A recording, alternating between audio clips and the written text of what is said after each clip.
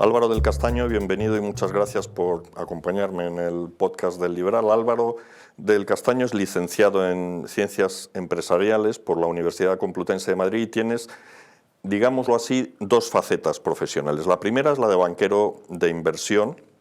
En 1993 se incorporó a Goldman Sachs, donde estuvo 30 años y llegó a codirector para España y Portugal, cargo que desempeñó hasta octubre del año pasado. La otra faceta de Álvaro del Castaño es la de escritor. Ha publicado varias obras de ficción: Cipreses bajo la luna, Muerte en Manila, Monkey Business. Y en la reseña biográfica que acompaña a sus artículos de The Objective, donde también colabora, hace una interesante aclaración. Escribe: soy novelista, pero mis novelas no nacen de una vocación literaria, sino de una necesidad vital. Intento observar la realidad con distanciamiento, con la convicción de que escribir es la mejor forma de pensar cuando el pensamiento ya no basta. Esta siempre me ha parecido a mí que es el propósito de la ficción. Recuerdo una entrevista en la que Manuel Puig, el escritor del Beso de la mujer araña, justificaba su pasión por el cine explicando lo siguiente: en aquel pueblo de La Pampa donde vivía, la realidad era incomprensible y, sin embargo, las películas eran algo que se entendía muy bien. Yo en el cine entendía el mundo, en el pueblo no. En el cine, en la sala, era donde yo me había sentido cómodo en mi vida. Todo en el cine era una realidad muy clara. Eso es lo que siempre he pensado, o he sentido al menos. La ficción, lo mismo da que sea una película que una novela, nos muestra la realidad ordenada, le pone un arriba, le pone un abajo, un antes y un después. Sin la ficción yo creo que las personas estarían mucho más desasistidas y más indefensas ante el caos que nos circunda. Ahora bien, a veces no basta con mostrar la realidad, a veces hay que ir un paso más allá y analizarla, argumentarla, incluso tomar partido, y por eso Álvaro del Castaño ha optado por el ensayo para abordar su más reciente inquietud. El libro se titula El mejor de los tiempos, entre interrogantes, y el planteamiento no puede ser más desasosegante.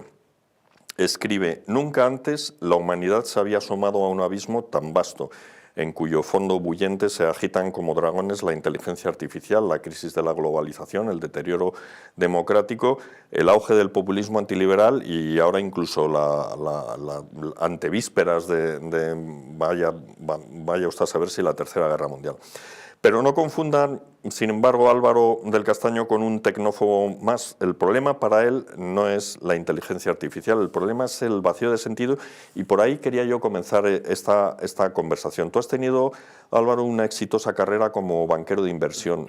¿El dinero no lo es todo, entonces?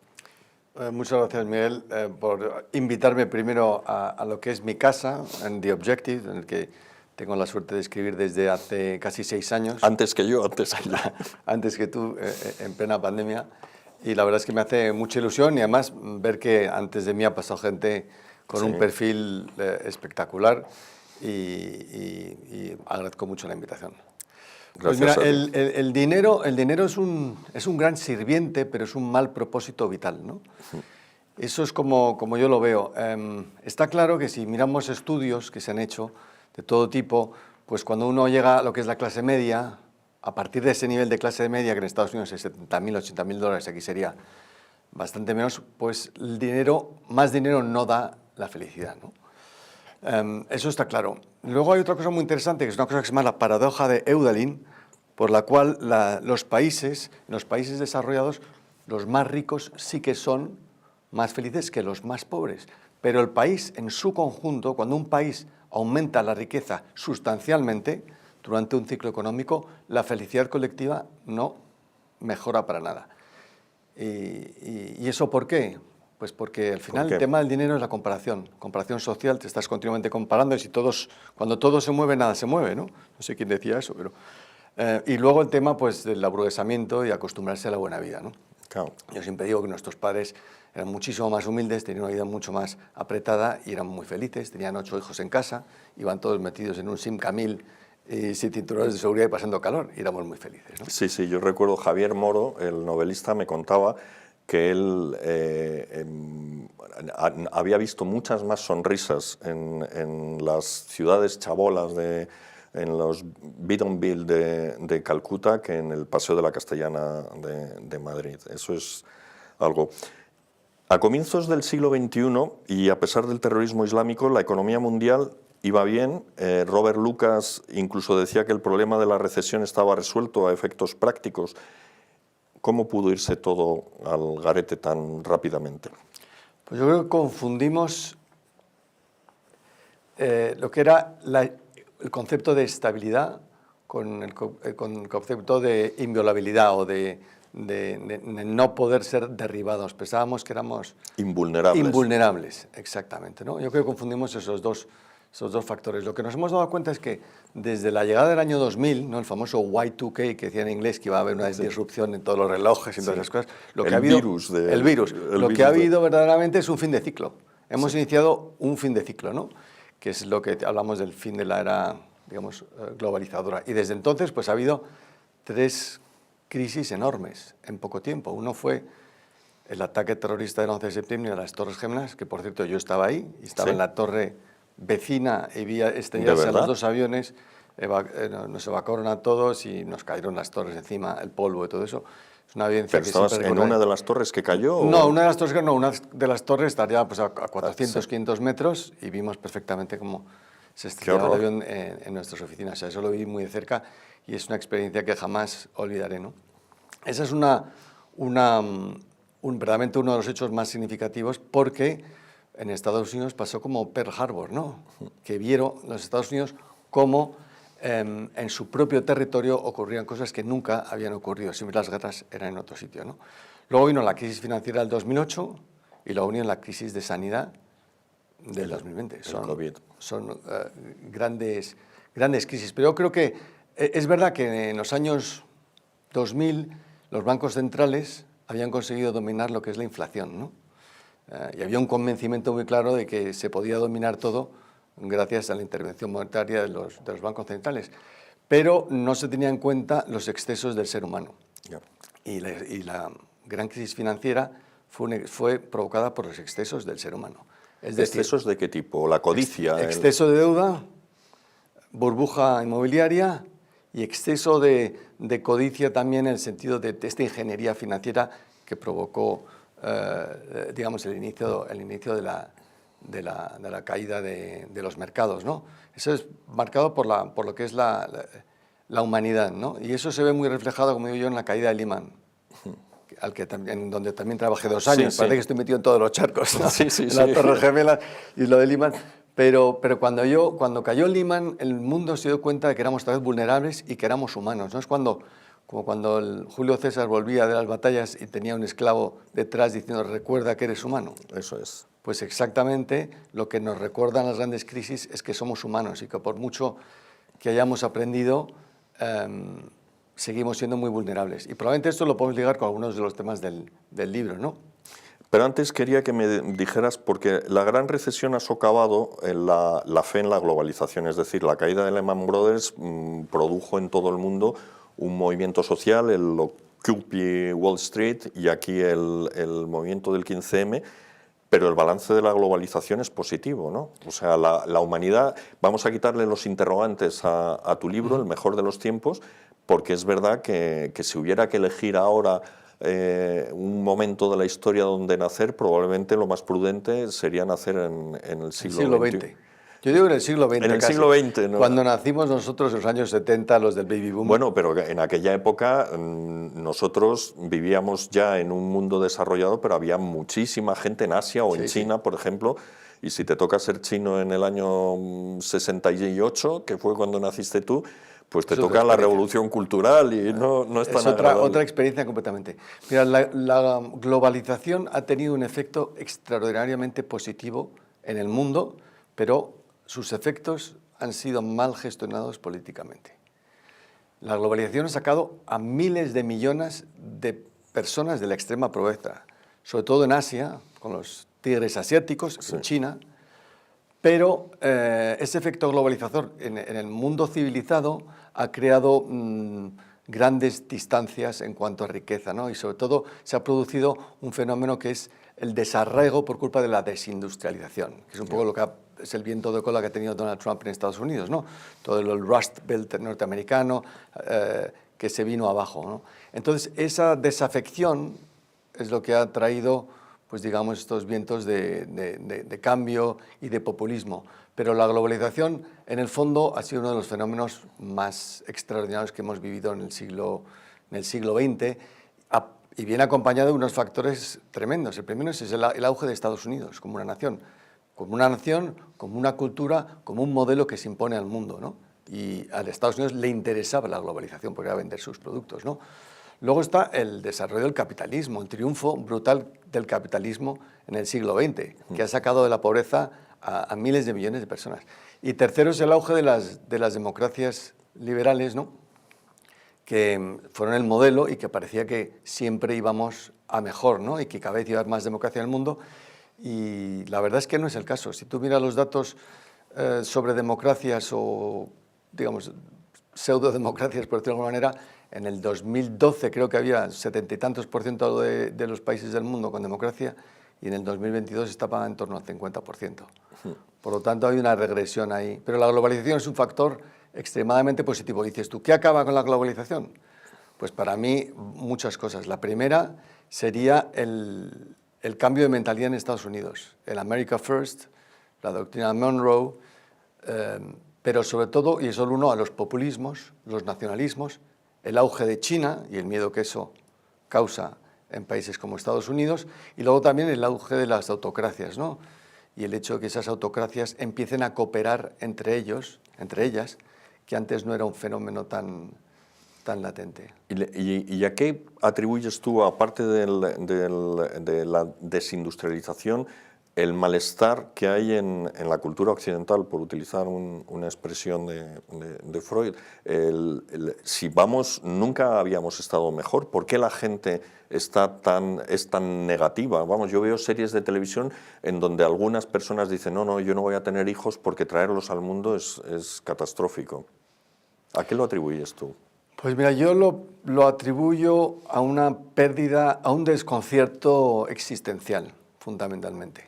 El mundo ha ido perdiendo valores y la cultura, digamos, occidental, que se cimienta, digamos, sobre la cultura judio-cristiana y el derecho romano, pues esto ha ido debilitándose con el tiempo y la pérdida, digamos, de un sentido de la espiritualidad, un sentido de dónde vengo, a dónde vamos, quién soy, dejar de plantearse esas preguntas, significa que hay una ausencia de lo espiritual. Y cuando me refiero a espiritual voy mucho más allá de lo que son las religiones, ¿no? Pero como decía Chesterton, cuando la religión desaparece, ese hueco lo llena cualquier cosa. Y yo creo que es una cosa que estamos viendo ahora, que está lleno de religiones laicas y de gente que se ve un poco perdida en el mundo, ¿no? Dice este famoso profesor de Harvard, Arthur Brooks, que no sé si le conoces, un profesor de HBS, que además está casado con una española, habla castellano perfectamente y sería un invitado ideal para este foro. Es excepcional. Dice que la felicidad se basa en 4 pilares fundamentales. Uno es la familia, el segundo es los amigos, o sea, la interacción social, el tercero es la espiritualidad y el cuarto es un trabajo con sentido. Volviendo al tema del dinero, un trabajo que tenga un impacto positivo, un trabajo con propósito. Y esos 4 factores están siendo atacados desde todas partes, se han debilitado. Y dice además, por ejemplo, y esto puede ser un poco controvertido, que el mayor auge en el número de suicidios en términos porcentuales ocurre ahora en la mujer norteamericana de izquierdas joven. Y eso es un dato científico. ¿Y eso cómo entronca con la tesis que acabas de decir? ¿Por qué se suicidan más las mujeres norteamericanas? O sea, ¿por qué han perdido espiritualidad? ¿Tienen trabajo sin propósito? ¿Cuál es el...? Pues yo creo que es una mezcla de eso, y eso lo explica muy bien Arthur Brooks en sus teorías, ¿no? Pero es una mezcla de todo ello. Cuando a uno se le mueven los cimientos sobre el que está instalado, pues se crea un pánico vital y un abismo, y se crea un vacío. Y la sensación de vacío es lo que lleva a las enfermedades mentales. Yeah. Es el vacío existencial de decir, ¿qué propósito tiene mi vida? Yeah. Y ese propósito, otra vez lo desligo de la religión, es un sentido espiritual. El hombre, a diferencia de la inteligencia artificial que abordamos en la máquina, en el libro, el hombre es una entidad biológica y la inteligencia artificial es una entidad, digamos, sintética. El hombre tiene un yo y necesita un propósito, y tiene una biografía, y necesita estar instalado en el mundo con una sensación de destino. ¿Y en qué sentido la vida moderna impide a las personas tener ese sentido? O sea, ¿por qué se vacía, digamos, de espiritualidad en el sentido amplio en el que tú la utilizas, la vida del hombre moderno y de la mujer moderna? Pues yo creo que una gran parte de ello se refiere a la falta la falta de cultura del desarrollo del espíritu crítico. Estamos en un mundo en el que cada vez estamos más intoxicados por los populismos, ¿no? Y hay ciertos movimientos políticos que lo que buscan es que las estructuras que sostienen a la civilización occidental, como la familia, no sostengan a la sociedad más. O sea, la religión, o el propósito, o la meritocracia, el trabajo duro. Hay gente que ya dice que no hay que trabajar duro porque la meritocracia no existe. ¿No? Claro. Sanders, creo que Sanders, sí, Michael Sanders. Que yo me he visto un curso que tiene por internet gratuito y me lo he visto entero y me parece divertidísimo, interesantísimo. Pero claro, yo que he estado en una organización absolutamente meritocrática durante 30 años, en el que una vez que entras en la organización, lo único que cuenta es tu capacidad de trabajo y de resolver problemas y de traer clientes y de hacer las cosas bien, pues me doy cuenta que es que la meritocracia es absolutamente fundamental. Y si a uno le quitas la meritocracia, mira las sociedades comunistas, Claro. mira como lo que era la Unión Soviética. Sí, sí. No, la tesis de Sanders es interesante porque él recoge el trabajo de un sociólogo que se planteaba en los años 50 qué pasaría si una sociedad fuera verdaderamente meritocrática. Y decía, bueno, pues es que la gente que fracasaba no tendría excusa. O sea, yo soy un loser, como dice Trump. Y hay un poco en nuestra sociedad, que no es tan meritocrática como nos gustaría a veces creer, hay poca generosidad hacia los que no han tenido la misma suerte que los que hemos tenido suerte o no. No, es verdad, pero es que hay que apostar por la igualdad de oportunidades y el que no las tiene, hay que dárselas. Claro. Para mí ahí está el acierto de parte de la riqueza tiene que venir destinado a dar oportunidades a los que no las tienen. Álvaro, ¿en qué momento cobraste tú conciencia de que el problema central de la humanidad no es la tecnología, sino este agotamiento espiritual del que hablas? ¿Sucedió algo determinante o ha sido más bien un proceso gradual? ¿Tuviste una caída del caballo camino de Damasco? ¿Fue donde lo viste? Bueno, yo creo que uno en la vida se hace por las grandes bofetadas que le pega a uno en la vida, ¿no? Claro. Yo tengo una vida absolutamente privilegiada en general porque he tenido la suerte de tener un hogar estructurado, muy feliz, trabajado, estudiado, y digamos todo iba como para arriba, ¿no? Y es un proceso largo en el que uno se da cuenta que lo bello del ser humano es nuestra propia fragilidad, nuestra vulnerabilidad, nuestra capacidad de morir. Y no es solo en la fe en el progreso, en la ciencia, sino en nuestra propia humanidad, ¿no? Y luego, cuando uno va reflexionando sobre esto durante toda la vida, que yo lo he intentado hacer, plantearme las grandes preguntas, ¿no?, que hemos dicho antes, de quién soy yo, dónde voy, por qué estoy aquí, pues me han pasado cosas que sí que me han dado lo que llaman los americanos un wake-up call, ¿no? Sí, una llamada. Yo perdí un niño, un hijo, nuestro cuarto hijo recién nacido, y eso me empujó también es cuando de verdad empecé a escribir, en serio, para intentar buscar un sentido a todo eso a través de la escritura, del esfuerzo intelectual que me lo dio. Por eso digo que para mí, como digo en la descripción de por qué escribo, pues porque yo escribo porque también creo que es un fenómeno muy sanatorio y escribo para saber lo que pienso. Y una vez que uno se mete en esa búsqueda, pues se da cuenta que se puede llegar al sentido espiritual a través de la razón, a través del esfuerzo intelectual. Sí. Hay gente que llega a través de la fe, porque es más misteriosa, más luminosa, pero también puedes llegar a ese sentido espiritual a través de la razón. Y yo creo que cuando uno llega a través de la razón, pues tiene un sentido más completo de lo que es esa dimensión. Oye, la innovación tecnológica está muy estudiada y la literatura académica considera que sus consecuencias son sistemáticamente positivas. ¿Por qué podría ser diferente con la inteligencia artificial? ¿Tú crees que haya ahí un cambio que no sé si eres de esos que piensan como que vamos a acabar como en Terminator o de los que, por el contrario, piensan que los robots van a trabajar para nosotros y nosotros vamos a vivir en un crucero permanente? Bueno, yo creo que nadie sabe verdaderamente lo que va a pasar. No somos Julio Verne y podemos divertirnos, pero hay tantos factores que no conocemos, tantas variedades que van a surgir en el futuro que no conocemos, que no podemos aventurarnos. Lo que sí que podemos hacer es que hay varios escenarios, ¿no? Pero bueno, para hablar un poco desde el punto de vista económico, siempre que ha habido un gran avance tecnológico, ha habido una destrucción masiva de puestos de trabajo, pero en paralelo, una creación mucho mayor de nuevos puestos de trabajo. Y eso es una realidad.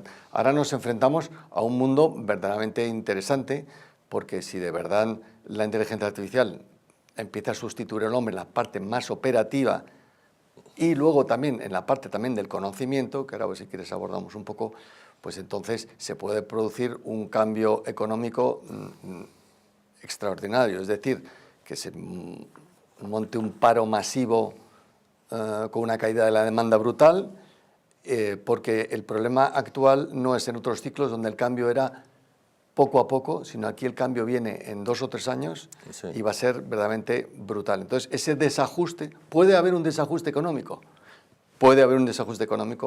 digamos, brutal, pero luego hay no solamente desde el punto de vista económico que podríamos hablar de las consecuencias, sino para mí hay un gran reto, que es que se está produciendo esto cuando hay un cambio en el orden mundial, un deterioro de las democracias, un auge de las autocracias y cuando la inteligencia artificial está mezclada con todos estos temas.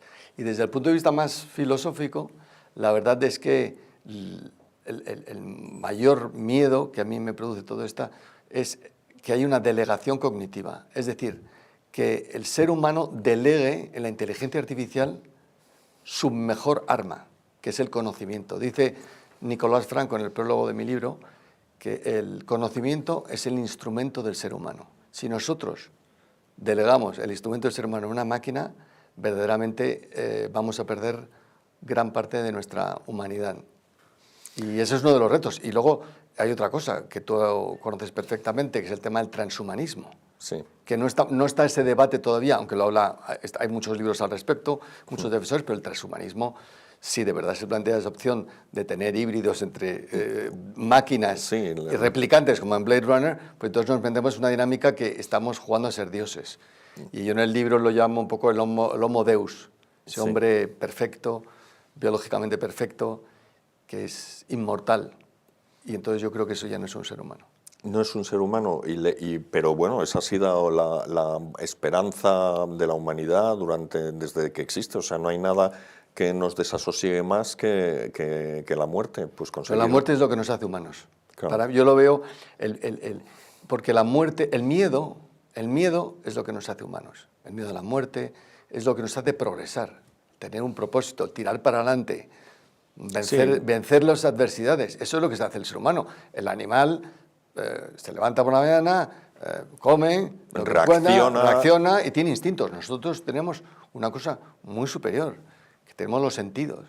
Tenemos el buen juicio, tenemos la imaginación, la capacidad de crear, y eso no lo tiene. Claro, me imagino que conoces el cuento de Borges, El Inmortal, en donde bebe el protagonista del río de la vida eterna y entonces se pasa pues siglos dando vueltas por el mundo y al final, después de haberlo vivido todo, se mete en una cueva y la vida carece de sentido, ¿no? Si no tiene fin. O sea, la muerte es lo que hace que sea excitante el desafío de vivir. Estoy totalmente de acuerdo. Yo lo tengo clarísimo que el sufrimiento consciente es lo que nos hace humanos. Y el miedo a eso es lo que nos da un propósito. Pero vivimos en un mundo en donde es todo lo contrario, o sea, un mundo... Se busca el hedonismo, el placer, la inmediatez, es verdad, pero bueno, yo soy optimista, o sea, en este libro no quiero hablar de un escenario malo, yo lo que creo es que hay que hacerse las grandes preguntas, hay que pararse y decir, bueno, ¿a dónde vamos? ¿Por dónde tenemos que ir? ¿Qué puede pasar? ¿Qué es lo que hay que evitar?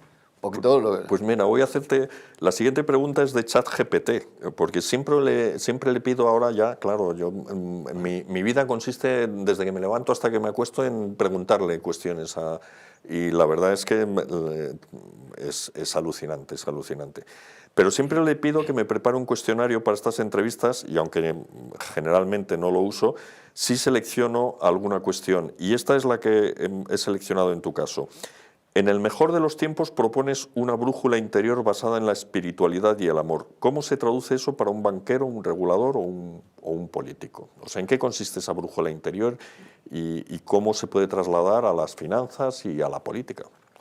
Una muy buena pregunta, hay que felicitar como siempre a ChatGPT, Sí. es un gran consejero en todos nuestra toma de decisiones. La brújula interior es una cosa muy sencilla, es los valores que tiene cada uno en su interior y dejarse llevar por una serie de valores sin imponérselos a los demás. Es actuar de acuerdo con la conciencia. Es el espectador imparcial de Adam Smith, ¿no? Totalmente, exactamente eso. Entonces, un banquero tiene su yo consciente dentro de sí mismo, un regulador y un político también. Es no traicionar tus principios, los que tengas. Yo no digo que mis principios sean mejores que los otros, que el de al lado, no soy como Groucho Marx, no, de estos son mis principios y si no le gustan tengo otros. Exacto. Pero uno tiene que actuar de acuerdo con sus principios y yo siempre he respetado muchísimo a los políticos que han respetado sus principios, aunque no lo compartiera los mismos ideales, ¿no? Y entonces lo que hay que preguntarse, una cosa que decíamos también en el banco, en Goldman Sachs, es que había que actuar siempre pensando que todo lo que dices o lo que haces podía ser portada del Financial Times y qué pensarían si tu email aparece o qué pensarían si ese comentario, pues un poco son tus principios. Sí, el espectador imparcial ahora es el Financial Times y el Wall Street Journal, ¿no? Es un poco eso. Entonces yo digo, si tú actúas siempre de acuerdo con tus principios, te puedes equivocar, pero no te vas a arrepentir. Tienes la conciencia tranquila y no hay cosa mejor que dormir tranquilo. Sí.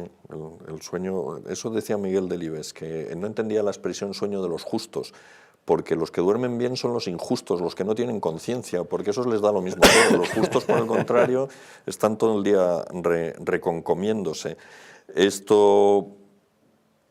Hay ahora en España un debate sobre el tema de las redes sociales. Te leo una frase de un editorial de una revista estadounidense, Editor and Publisher, que es la Biblia de la industria periodística. Dice: la nación, o sea, Estados Unidos, se enfrenta a la amenaza de una información incompleta y mal asimilada que distribuye un medio que todavía tiene que demostrar su capacidad para desempeñar semejante tarea.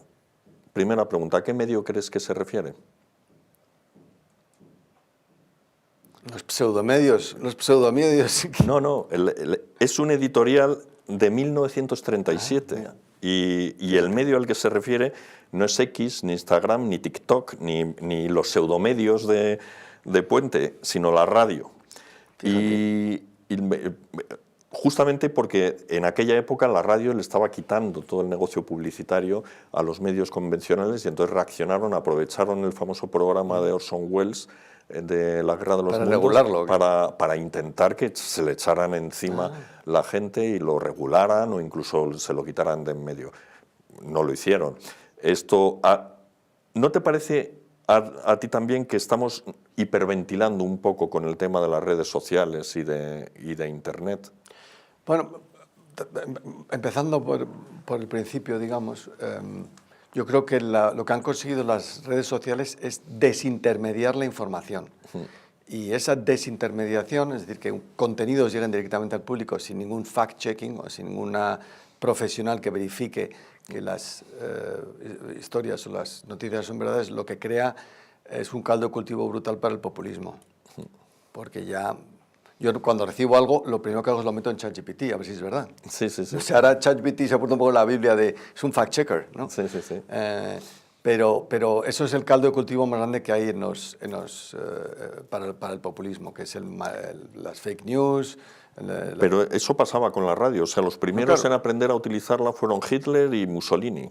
Luego Franklin Delano Roosevelt, y se convirtió en un medio, en España desde luego salvó la democracia, o contribuyó a salvar la democracia la noche del 23 de febrero del 81. Pero hay que ver las cosas con perspectiva. Yo creo que las redes sociales es una cuestión de parece que llevan toda la vida con nosotros, pero no sé, tienen 15 años. Sí, sí, sí. O sea, verdaderamente presentes en nuestras vidas. Entonces, es verdad que ahora se ha producido ese efecto de desintermediación, pero quizá dentro de 10 y 15 años se produce un movimiento. Yo digo siempre que la gente va a volver a los medios verdaderos, porque son los unos garantes de la verdad. Si uno quiere saber si algo es verdad o mentira, tiene que acabar yendo a The Objective o a otro medio para saber eso, porque si no, Yo lo hago muchas veces, por ejemplo, con todos los temas de medicina y tal, ¿no? Que te llegan cosas con el colesterol. Yo tengo colesterol alto, entonces me salen siempre todo cosas sobre colesterol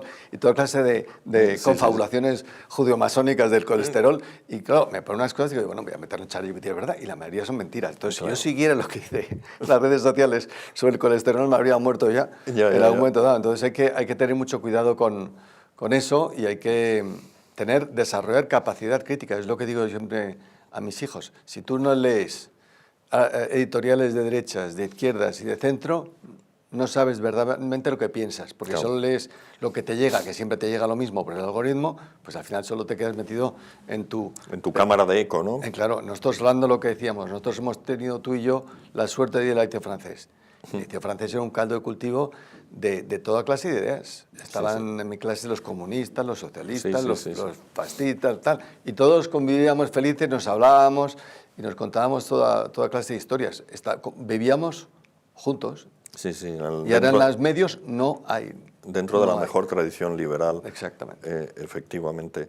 Pero sí, es un tema que está ahora muy de actualidad.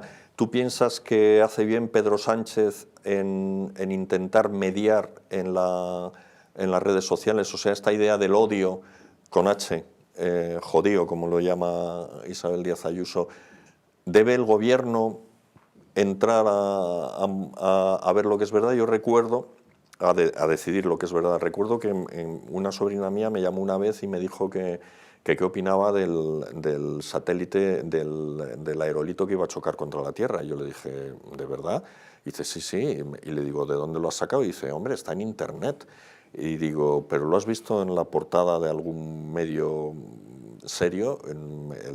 Pues La Razón, El Mundo, El País, el ABC. Y me dijo, no, está en Facebook, está en Instagram y todo eso. ¿Y qué es lo que pasaba? Que es esa desintermediación de la que tú hablabas. Si ese rumor llega a un periódico, el periódico llama al Observatorio de Pamplona y entonces le dicen, sí, hay un aerolito que va a pasar cerquísima de la Tierra, a 10.000 millones de kilómetros. Nunca ha pasado un aerolito tan cerca de la Tierra. Esa filtración que hacemos los profesionales es lo que garantiza la veracidad de la información. Totalmente. Has respondido tú mismo a la pregunta. O sea, ¿qué papel juega un gobierno en determinando qué es verdad y qué es mentira? Claro. La verdad, para eso están, digamos, para mí, desde el punto de vista de la comunicación, para eso están los medios de comunicación. Y uno luego tiene su propio criterio porque ha desarrollado un espíritu crítico para determinar qué giro le está dando ese periódico, ese medio, por sus, digamos, contenido más editorial. Si uno va al País, pues sabe la vuelta que le va a dar a la noticia, y si uno va a otro, al ABC o al Mundo, pues sabes, porque llevas muchos años leyendo los periódicos y sabes el giro que te va a dar. Pero yo sé que si viene un asteroide a la Tierra, va a salir en la portada del País, igual que salir en la portada del ABC, igual que la del Mundo, no tengo ninguna duda. A lo mejor si va a caer el satélite y lo lees en el País, será un satélite norteamericano de Trump. Exacto. Pero al final el satélite llega, ¿no? Sí. Pero volvemos a lo mismo, ¿no? Creo que lo fundamental es que haya libertad. Exacto. A la hora de elegir. Y el gobierno no tiene por qué meterse en esos temas. Bueno, yo soy liberal y lo que creo que lo mejor es que el gobierno tenga el tamaño más reducido posible, pero que esté en las áreas más importantes de manera masiva. La sanidad, la educación, la justicia, el transporte, en eso tiene que estar de manera grande, pero determinando qué es el odio, qué no es el odio, qué es la memoria histórica, Y todos estos conceptos, pues no, la verdad es que eso lo tiene que hacer la sociedad en su conjunto. Ya que estamos con Sánchez, tú no eres un gran fan de nuestro presidente, pero España crece más que nadie ahora mismo. O sea, España va bien, ¿no? La verdad es que el titular de esto sería España va bien pese al gobierno. Si tuviéramos que hacer maquetar un periódico. España va bien, primero, por una razón fundamental, que es que en el COVID fuimos la economía que más cayó de la eurozona aproximadamente, fue un menos 11% más o menos la caída del PIB, entonces estamos recuperándonos, haciendo un rebote de esa situación tan destructiva, al mismo tiempo con unas ayudas de la Unión Europea en formas de dinero y de créditos brutales, y luego una recaudación récord por parte del gobierno también. Pero sobre todo España va bien porque crece el PIB, pero no crece el PIB per cápita. O sea, crece el valor agregado de la economía porque han venido muchísimos inmigrantes y bienvenidos sean, pero es una realidad. En el año 2025 vinieron casi 600.000 inmigrantes, en el 24, en el 25 unos 400.000. Toda esa gente llega aquí y se pone a consumir, se pone a gastar, y eso hace que crezca el PIB, pero si repartes esa riqueza que es el PIB entre los nuevos habitantes que hay, somos, en términos neutrales, no hemos mejorado casi nada, y luego ha habido un boom también del turismo, yo creo un cambio sustancial en la manera de gastar de las nuevas generaciones, que gastan más en experiencias y menos en otras cosas. Entonces el país va bien, pese a que no haya presupuestos, no haya gestión, y lo único que haya es comunicación y relato. ¿Cuánto puede durar una empresa sin presupuestos? O sea, si ejercicio tras ejercicio se prorrogan los presupuestos, ¿qué pasaría? Es un desastre, es que eso no existe en la empresa privada, cuando no hay presupuestos, cuando la deuda es cada año superior, cuando no hay gestión, el consejero delegado lo cesa el consejo inmediatamente, ¿no? Y eso es una cosa que en la empresa pública ocurre pocas veces, y en el gobierno jamás. Claro, tú en uno de tus artículos para The Objective estableces el contraste entre el deporte y la política y te preguntas, si a la selección nacional exigimos que vayan los mejores, ¿por qué dejamos que nuestros gobernantes nacionales sean unos oportunistas absolutamente mediocres? La culpa es nuestra, como dice Benito Arruñada en su último libro, que elegimos unos políticos que son, pues eso, poco competentes. La realidad es que sí, nosotros somos los que votamos, nosotros somos los que elegimos, la culpa es nuestra. En el caso actual, no sé si hemos elegido verdaderamente a este presidente del gobierno, lo que ha hecho es aglomerarse con una serie de gente y comprarse un cargo para estar en el poder, con cargo a los contribuyentes. Pero sí, yo creo que la culpa es nuestra, pero venimos influidos por corrientes muy claras y muy bien diseñadas. Una, el control de los medios de comunicación, Televisión Española, todos esos... Prisa, todo eso es una fuerza arrolladora a favor de determinados pensamientos. Y luego las subvenciones. Aquí todo el mundo que recibe una subvención, estamos dando gracias a Dios porque tenemos no sé cuántos cientos de miles de personas en el mínimo vital, el salario mínimo vital, y es como si fuera un éxito. Toda esa gente está subvencionada, entonces tiene miedo, obviamente, un ser humano tiene miedo de lo que tiene, lo que ya ha conseguido. Los pensionistas, o sea, subir las pensiones de esa manera con cargo a las nuevas generaciones. Yo me voy a jubilar dentro de 7 años y quiero tener mi pensión, pero me parece injusto que sea un mecanismo, la subida de las pensiones grande, para comprarte una fidelización del electorado. Entonces creo que sí que hay una manipulación del voto en ese sentido, ¿no? Pues se compra. Sí, es un poco peronismo, ¿no? Bueno, el peronismo, exacto, tú lo has dicho, el peronismo. Y eso es uno de los grandes peligros en los que estamos instalados ahora mismo. ¿Y qué va a pasar? O sea, durante este ciclo expansivo no hemos conseguido corregir el déficit. Ahora que parece que los tiempos cambian, ¿qué va a pasar? Esto, si el crecimiento se desacelera y todos los expertos dicen que lo que viene es una crisis que va a durar un año, seguramente sufrirá el crecimiento. Si creciendo al 3% hemos acumulado un déficit del 3%, en torno al 3%, ¿qué va a pasar ahora cuando crezcamos al 2 o al 1%? Claro, el problema es que las grandes reformas tienen que hacerse cuando las cosas van muy bien, cuando sobra el dinero, no cuando uno está obligado, que es lo que pasó hablando de Mariano Rajoy, ¿no? Que tuvo que hacer unos recortes extraordinarios en un momento malísimo, cuando uno está sufriendo, la peor medicina es, digamos, muchas veces, bueno, pero hay que salvarle la vida, ¿no? Pues aquí es lo mismo, si nos enfrentamos a un ciclo económico negativo, pues será muy difícil reducir la deuda, muy difícil, y cuando uno reduce la deuda produce un shock importante al crecimiento, pero oye, eso en otros países se produce de forma mucho más rápida, como en Estados Unidos, cuando ahí el paciente está enfermo, lo desconectan y al siguiente. Y aquí nos mantenemos tipo zombie, ¿no? Tipo zombie durante mucho más tiempo. Pero lo que creo es que tenemos poco margen de maniobra para arreglar una crisis casi en toda Europa. España no es un caso aislado en cuanto... Y el presidente que venga tendrá que recortar seguramente, ¿no? Yo creo que el presidente que venga lo que tiene que hacer es gestionar. No ha habido nada de gestión, no hay presupuestos, no hay gestión, y volviendo a lo que hemos dicho antes, lo único que había es comunicación y relato. Entonces lo que tiene que hacer un gobierno es gestionar.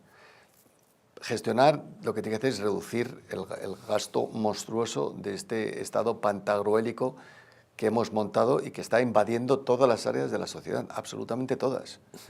Hablamos de toda clase de las redes sociales, los periódicos, los pseudomedios, la economía, la sanidad, en todas partes las intervenciones que hay en la economía, en empresas privadas. Sí. Es que estamos llegando a momentos a sitios que jamás hubiéramos pensado que podrían ocurrir. Bueno, ya la última pregunta es, te tengo que preguntar por Trump. ¿Qué te parece? Pues mira, Trump yo creo que es una historia fascinante, y como me recuerda un poco cuando Nixon fue a China en los años 70, se encontró con Zhou Enlai y le preguntó, ¿qué piensa usted de la Revolución Francesa? Dijo el chino, "It's too soon to tell". Sí, todavía es pronto para saberlo. Todavía es pronto para saberlo. Entonces, ahí lo digo en plan de broma, pero habrá que ponerlo en perspectiva. Pero Trump es una consecuencia de las políticas de los partidos demócratas de los Estados Unidos izquierdistas, ¿no? El abandonar a la clase media y a la clase trabajadora y centrarse exclusivamente en unas minorías, digamos, con una promoción de unos derechos disparatados, digamos, en general. Y esas clases desfavorecidas, esa gente que le ha abandonado el socialismo, que ha abandonado la lucha de clases, pues se han sentido desamparadas y han votado a Trump. Trump es una consecuencia del pasado demócrata. Pero lo que no sabemos ahora mismo, yo me lo planteo, es aparte de la personalidad, el estilo, los modales del presidente Trump, que yo creo que son obviamente criticables, pero lo que no sé ahora mismo es si Trump va a ser el mayor exabrupto que ha producido la extrema derecha populista o va a ser verdaderamente un presidente que pase a la historia de la humanidad como alguien que transformó el panorama político del siglo XXI, porque si de verdad soluciona lo de Venezuela, poco a poco termina cayendo Cuba y soluciona el tema de Irán, que es una gran incógnita, sí. Pero mi abuelo siempre decía que el mundo es de los osados, y este hombre es un osado bastante disparatado, es un hombre muy osado, y cuando uno apuesta fuerte y gana, pues pasa la historia. Yo no lo estoy diciendo que apoyo las políticas que hace, pero creo que ha hecho un órdago de tal calibre que si lo gana puede ser verdaderamente extraordinario. Pero un liberal como tú no puede estar de acuerdo con los aranceles ni con... No, por supuesto, no estoy para nada. Yo estoy a favor de la globalización totalmente desde el punto de vista económico. Y no estoy para nada a favor de los aranceles. Además que son políticas perversas que acaban perjudicando a tus propias empresas al final y a tu propio electorado. Son medidas populistas fundamentalmente. ¿Y tú crees que China acabará dándole el sorpaso a Estados Unidos? Es una buenísima pregunta. La verdad es que China ha sido uno de los mayores éxitos económicos del siglo XX también. Trabajamos de Mao Zedong, que cada año saca 40 o 50 millones de la pobreza extrema el país, ¿no? Pero, digamos, China no tiene las grandes ventajas que tienen los Estados Unidos. Estados Unidos tiene las mejores universidades, los mejores mercados de capitales, la mayor productividad, la mayor eficiencia y una cultura que todo el mundo quiere ser parte de ella. La meritocracia, la cultura del dinero, tiene los medios, tiene el cine, tiene la cultura, la lengua. Sí, sí. ¿China qué tiene? China tiene mucha escala, tiene planes ordenados que se cumplen, ¿no? Si hay que hacer una autopista, se hace recta, no hace falta torcerlas, y tiene una economía capitalista que funciona en el sentido de bastante bien. Hay mucha gente que dice que China ha llegado a lo que llaman peak China, es decir, verdaderamente al tope, y porque los retos a los que se enfrenta la economía china son enormes. Uno es mantener esa autocracia de esa manera en un país tan grande, geográficamente hablando y étnicamente hablando, y que se mantenga. Para eso tiene que seguir sacando de la pobreza a cientos de millones de personas. El exceso de deuda, la economía china es gracioso porque los economistas siempre dicen que todos los trimestres crecía al 6%, no al 5.9, al 6%. Ahora crecerá al 4, al 4, al 4, al 4. Entonces, ¿cuánto hay de verdad en eso, no? Entonces yo creo que también se enfrenta a un reto brutal, que es el reto demográfico. Hay gente que dice que después de la política del One Child Policy, la política del hijo único, pues está tan metido entre la sociedad china que para el año 2100, dice, no sé si fue la ONU, me parece que dice que puede llegar a reducir la población a la mitad. Qué barbaridad. Y esos son datos escalofriantes, mientras que Estados Unidos, pese a Trump, sigue teniendo una inmigración bastante grande y tiene una fuerza de trabajo mucho más joven. Y luego China, con respecto a Estados Unidos, son culturas distintas. En China se ve más el bienestar colectivo, se mira más en el colectivo, mientras que en Estados Unidos son los derechos individuales. Yo creo que al final volvemos a la esencia, ¿no?, del ser humano, que es la superación, la lucha, el espíritu emprendedor, y eso existe más en los sistemas libres y capitalistas que en los teledirigidos. Bueno, pues nada, ¿tú eres optimista o pesimista respecto? Yo soy optimista. Incluso para la crisis que nos estamos enfrentando ahora mismo con el tema de Irán, creo que saldremos bien fortalecidos. No veo brotes verdes, pero sí creo que hay que ser optimistas, y es parte del comportamiento del ser humano. E influye sobre lo que pasa a tu alrededor y sobre lo que pasa dentro de ti mismo. Ser optimista. Muy bien, pues eso lo dejamos para otra conversación, porque efectivamente el optimismo, la actitud, te pueden quitar, como decía Viktor Frankl en El hombre en busca de sentido, te lo pueden quitar todo menos la actitud con la que enfrentas la realidad. Muchísimas gracias, Álvaro, ha estado muy interesante. Muchísimas gracias, Miguel.